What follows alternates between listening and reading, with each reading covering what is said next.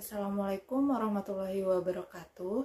Perkenalkan kami dari kelompok 7 kelas akuntansi 2023G. Pada video ini akan menjelaskan mengenai perumusan teori akuntansi dengan pendekatan regulatoris. Sebelumnya, perkenalkan kelompok kami yang beranggotakan Nazwa Katalia Hermansyah dengan NIM 144, Citra Ayu Fernanda dengan NIM 152, Winda Nur Hamida dengan NIM 175, Nabila Putri Sonia dengan NIM 194, dan Novia Fitri Pratiwi dengan NIM 200. Hakikat standar akuntansi. Standar akuntansi merupakan pedoman atau aturan yang dirancang untuk mengatur praktik akuntansi dalam penyusunan dan penyajian laporan keuangan. Standar secara umum diterima sebagai aturan baku yang disertai dengan sanksi atas ketidakpatuhan. 3 komponen utama dalam standar akuntansi. Yang pertama, deskripsi masalah yang harus dipecahkan. 2, diskusi dengan pertimbangan atau cara-cara yang relevan untuk menyelesaikan masalah. 3, solusi yang disarankan untuk penyelesaian masalah berdasarkan keputusan atau teori yang ada. Tipe persyaratan standar akuntansi. IDEI membagi persyaratan standar menjadi 4 tipe utama. Tipe 1 menyatakan bahwa para akuntan harus memberitahukan kepada masyarakat apa yang mereka lakukan dengan mengungkapkan berbagai metode dan asumsi atau kebijakan akuntansi yang mereka gunakan. Standar ini menekankan bahwa perusahaan harus mengungkapkan metode dan asumsi yang digunakan dalam penyusunan laporan keuangan. Contohnya adalah perusahaan mengungkapkan metode penyusutan yang digunakan dalam catatan atas laporan keuangan. Tipe 2 ditujukan pada tercapainya suatu keseragaman dalam penyajian laporan-laporan akuntansi. Standar seperti IFRS atau PSAK memastikan bahwa laporan keuangan disusun dengan format dan prinsip yang seragam, sehingga memudahkan perbandingan antar perusahaan atau periode. Tipe ketiga meminta adanya pengungkapan atas masalah-masalah spesifik di mana pengguna mungkin diminta untuk menerapkan pertimbangan sendiri. Standar ini meminta perusahaan untuk mengungkapkan informasi tambahan tentang kondisi tertentu yang memerlukan penilaian lebih lanjut oleh pengguna laporan keuangan. Misalnya, perusahaan yang memiliki instrumen keuangan kompleks harus mengungkapkan risiko dan metode valuasi dalam laporan keuangannya. Yang terakhir, tipe 4 mensyaratkan dibuatnya keputusan implisit atau eksplisit mengenai valuasi atau penilaian aktiva dan penentuan laba yang telah disetujui. Standar ini berkaitan dengan bagaimana perusahaan menilai aset dan menentukan laba berdasarkan metode yang telah disetujui. Contohnya adalah keputusan mengenai apakah aktiva tetap akan dinilai berdasarkan harga perolehan atau nilai wajar yang akan berdampak pada laporan laba rugi. Baik, selanjutnya saya akan menyampaikan mengenai beberapa alasan penetapan standar akuntansi.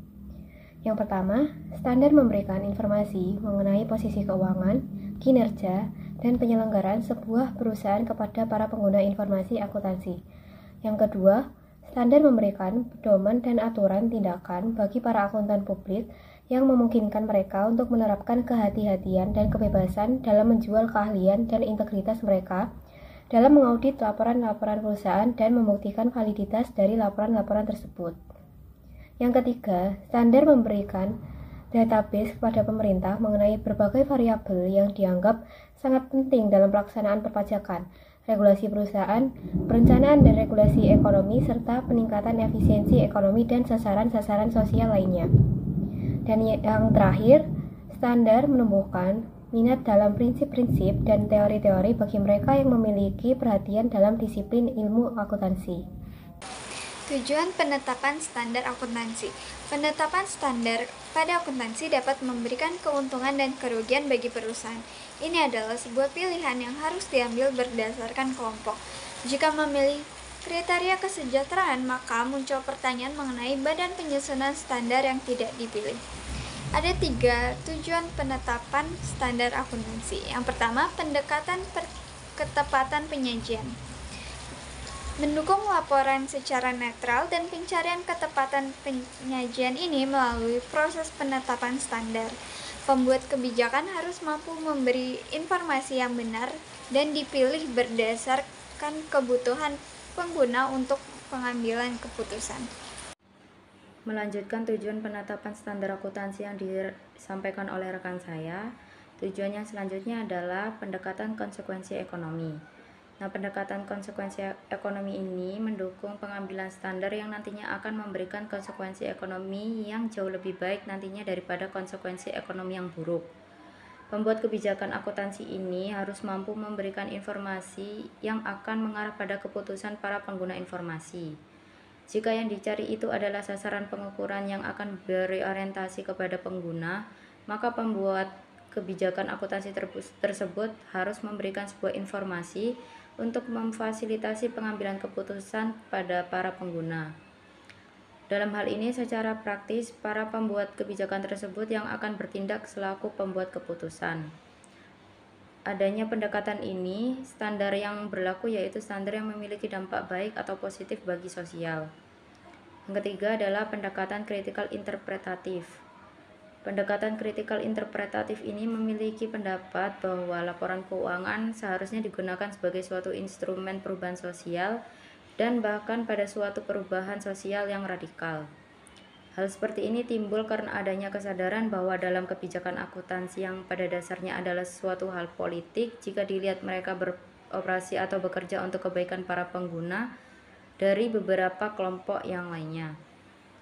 Perbedaan dari ketiga pendekatan di atas adalah dilihat dari komitmen-komitmen normatif terhadap sasaran pelaporan keuangan yang saling bertentangan atau tidak sesuai.